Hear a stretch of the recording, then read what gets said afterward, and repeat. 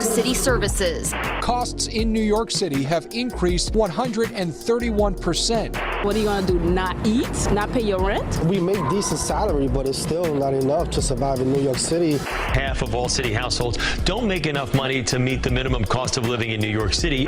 The middle class is leaving the city of New York. What we find with the people that we work with is that they're making tough choices between food and medicine. Just 37% of New Yorkers felt safe in their neighborhoods, down from 50% in 2017. And only 11% feel the government is spending tax dollars wisely. All those things that New Yorkers believe that are important, the report says that we are on the right track. The goal is to continue on that right track.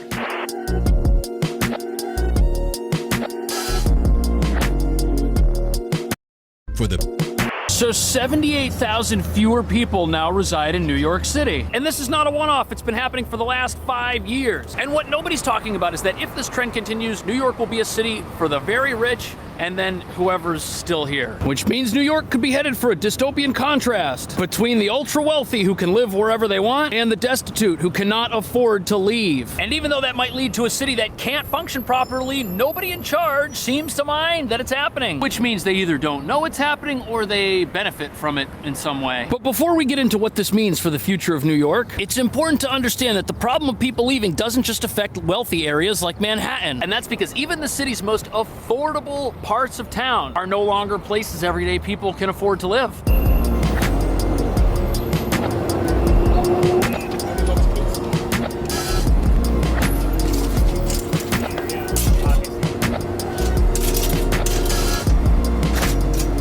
About this earlier in the week, that New York City is losing some folks, right? Some residents. But it turns out that New York State is also seeing the population drop. Yeah, according to the Census Bureau, New York lost 102,000 people, by far the most of any state.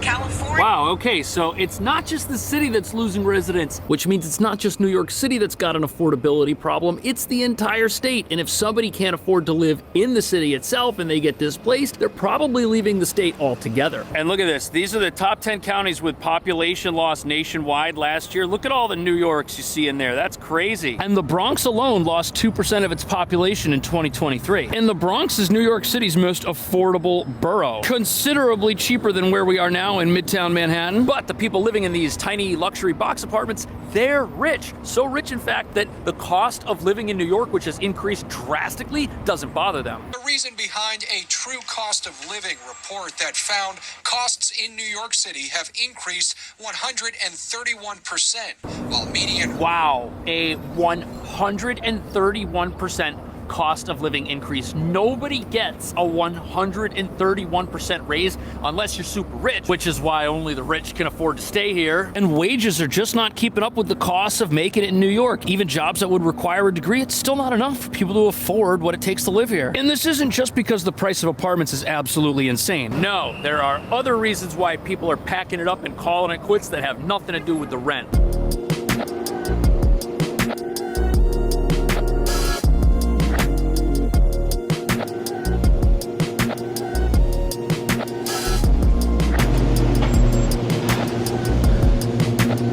$6.99.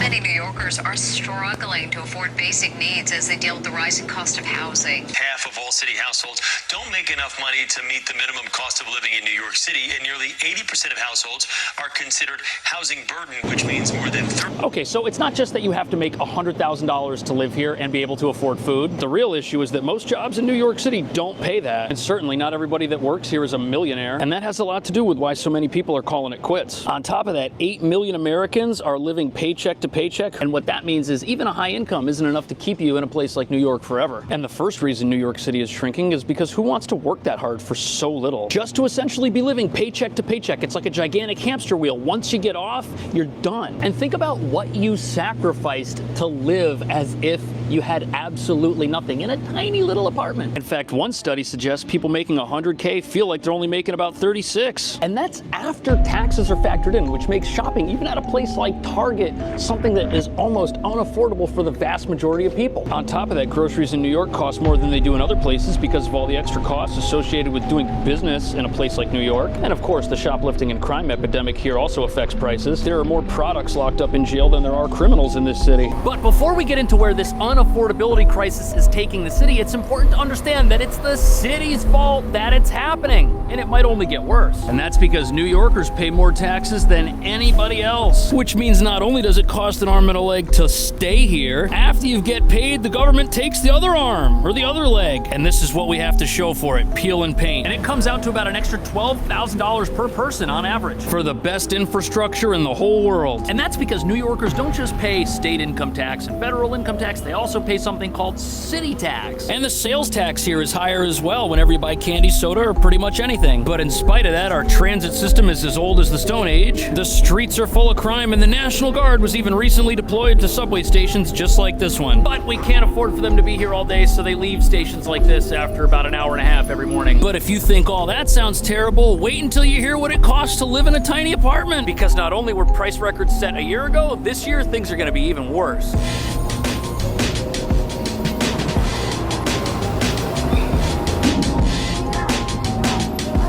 Herald Towers, most affordable luxury building in Midtown. Studio apartment, over $3,000 a month. And you gotta ask yourself, who thinks coming here and renting one of these is a good idea? They're all gonna rent too. But compared to the average US home, which is over 2,000 square feet, this ain't nothing. In fact, living in a New York City apartment, it's like living in a little box. You don't have a lot of space, and for that reason, most places, they lease, and then 2 to 3 years later, they're back on the market, if they even make it past the first year. People move out fast. And you've gotta ask yourself, how sustainable is it for New York to be a place where you have transient tenancy in most of the buildings? You don't have people who are staying here for 10, 20, 30 years after they get a place. And what that means is these apartments only rent because they support some other activity or some other purpose. And once that activity or purpose dries up, the person who was living there moves out. And the scary thing is that even if you're able to afford New York City today, there's no guarantee that's going to be the case tomorrow. Median earnings went up just 71%. 36% of households lacked enough income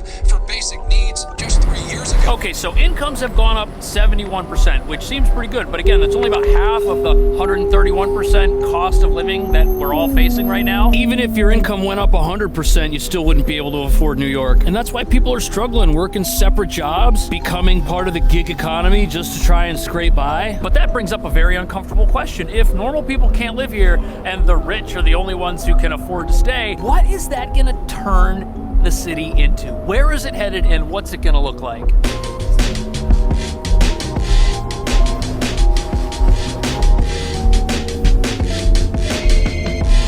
So the problem with people leaving the city is that the city looks at all of us as if we have a dollar sign on the top of our head. And when we leave, that dollar sign disappears, and so does the amount of money the city has access to by way of people and businesses. Every time you buy something, the city gets paid. And every time you get paid, the city gets paid. Businesses pay massive fees for licenses and things needed just to exist. And that's why you'd think that people leaving would be something that more of our elected leaders would be concerned with, unless they have some other plan that we don't know about. What a conundrum for a middle-class New Yorker to be in. Erasmo is a paralegal, his wife a supervisor. We make decent salary, but it's still not enough to survive in New York City. They're considering moving with their 3 kids to Tennessee.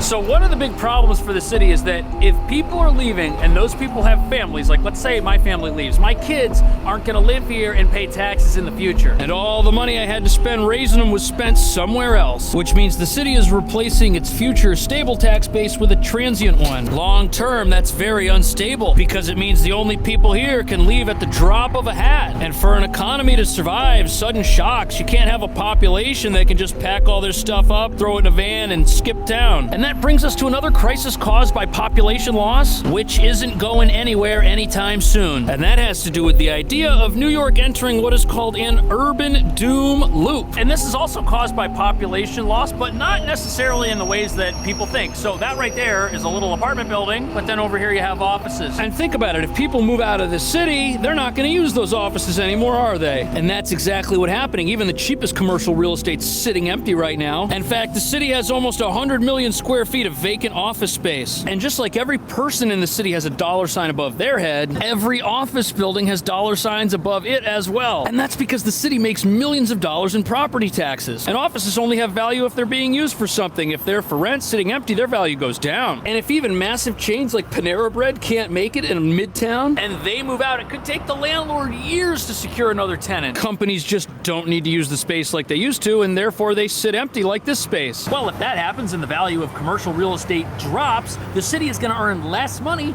from its property taxes. And if the city has less money to run itself, what do you think its options are? Well, the first problem is that they're both bad. Either cut taxes or reduce spending. Now, if the city cuts spending, we're going to see more of New York's deterioration like we have over the last year, with police having budgeting issues with sanitation as they were forced to cut their budget. But who wants to live in a place with overflowing trash and crime that is just skyrocketing through the roof because there aren't enough police to keep everyone safe? On top of that, less money means less help for needy New Yorkers, increasing homelessness. So that's what happens when the city makes cuts. The place gets worse. But the opposite happens if they go with option number 2, which is to raise taxes. Then things could stay as they are now, which isn't exactly great, and the place continues to get progressively more expensive, forcing people to leave as well. And this is why it's called a doom loop, because once people start leaving, there's really no way to stop it with either of these options. And what's most frustrating about this is the city's problems are definitely the case of mismanagement, along with way too many rules for what you can and can't do with these buildings. You're at home watching this thinking to yourself, gee, how can the city have a housing crisis and an empty office crisis? Why don't they just use one of these crises to fix the other? Well, the city's trying to, and it's recently come out that more than 45 office buildings are going to become apartments. But even though that sounds like a lot of new apartments, it really isn't. And that's because the 45 offices that will become apartments, it's only going to add about 22,000 units. But the total office sector is about 5 Empire State Buildings worth of empty office space, and 45 buildings isn't making a dent in that number. And the other problem is urban planners have realized the city is short about 500,000 apartments over the next 10 years. And those aren't needed to make everyone's life better. No, the 500,000 apartment figure is just going to help the city keep pace with its own population growth, which means even if they succeed in that monumental goal, things are going to be exactly the way they are in 10 years as they are right now. And part of the problem is that even though offices might look like apartments, the process of turning them into apartments is incredibly expensive. So much so that experts think it's better to just leave places empty for the most part, as once they become apartments and people start living there, they can never go back. And the income they gain from making these conversions doesn't justify their cost right now. The other problem is that the units that come out of these office to apartment conversions, most of the time they're luxury apartments because we're in a housing crisis and these builders want to make money. And let's be real, 45 buildings full of luxury apartments, that's not going to help people who are at Target making tough choices on a weekly basis. We need affordable apartments, not luxury apartments. But believe it or not, there are some common sense ways that New York could clean itself up quickly. The only problem is that they're so practical, I don't think anybody in charge has thought of them yet.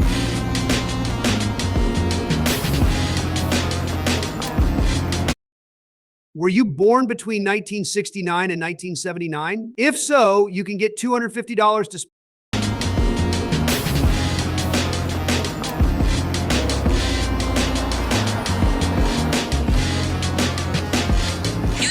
Are feeling less positive, not very safe. The nonprofit, which interviewed 6,600 households across the city, found 30% of New Yorkers rate quality of life as excellent or good. Okay, pretty big survey, 6,600 households, not a small sample size by any means. And people are upset with city services and safety. And here's why that's ridiculous. Look at this city budget. Only 4% of it is spent on public safety. Look at that. Now, to be honest, that seems a little low for a city of 8 million people, especially while it's going through a crime wave. Also, 31% of the budget spent on education, 26% is spent on health. And while those are important things to spend money on, if we could find a little bit of wiggle room in there to maybe hire some extra police, that would do a lot to help bring crime down because there aren't enough police. And even though city officials say crime is down, an investigation has revealed that they may actually be underreporting the amounts of crime because officers in the field aren't necessarily recording every single interaction they have and reporting it. But here's what is getting recorded. Passengers terrified, trapped in a moving subway with nowhere to go as gunshots rang out. This chilling video, 4.5 minutes long. 4.5 minutes of fear. Passengers hiding under the seats, hugging one another, not knowing what the outcome would be. When I see the shooting, That is absolutely terrifying. And the reason that it happened is because there aren't enough police to ride the subway cars and put a stop to these things. In fact, we don't even have the money right now to have police at every single subway station. And there's only 472 of them. That might sound like a lot, but with 1,300 more police officers hired, you could put 3 people at every subway station. But that would require finding money in the city's bloated budget. And on top of that, the current force's morale is very low. Many officers see their work basically go unrewarded because so many criminals get released and are back out on the street after getting arrested. And what that could mean is New York City is a mess, not necessarily because of lack of police, but because of progressive justice systems that don't punish the guilty. But there's another thing the city could start doing immediately that would probably make a big difference. And only 11% feel the government is spending tax dollars wisely, compared to 21% 6 years ago. Okay, so people don't feel like the government is looking out for them. They feel like it's wasting their money. But you know something? Only 4% of the budget gets spent on transportation. And if you wanted to make an immediate difference in the way the city looked and felt, you could start by cleaning up the subway, and it's not going to cost that much. New Yorkers don't necessarily need a brand new subway system, but they do need one that's reliable and where the trains are running on time and they aren't dangerous. And as we've already seen, the government has deployed the National Guard to the subways. People now report feeling safer when they see the uniformed officers. And if you were to combine that, a presence that is perpetual of uniformed officers, with trains that run on time and aren't unnecessarily delayed pretty much all the time, people would feel better about using the city. They would be happier. They would spontaneously decide to use the trains more often than they do. Now, people don't even want to use them. Look, many subway lines, you've got a 25% chance of not getting your train on time. And that's insane when you realize that the subway and the people running it have a $20 billion annual budget. And when you think about what an obnoxiously expensive city New York is, it makes sense that improving things like safety and adding low-cost transportation options would greatly benefit everybody pretty much right away. But what do you think the city could do to stop its population from vanishing?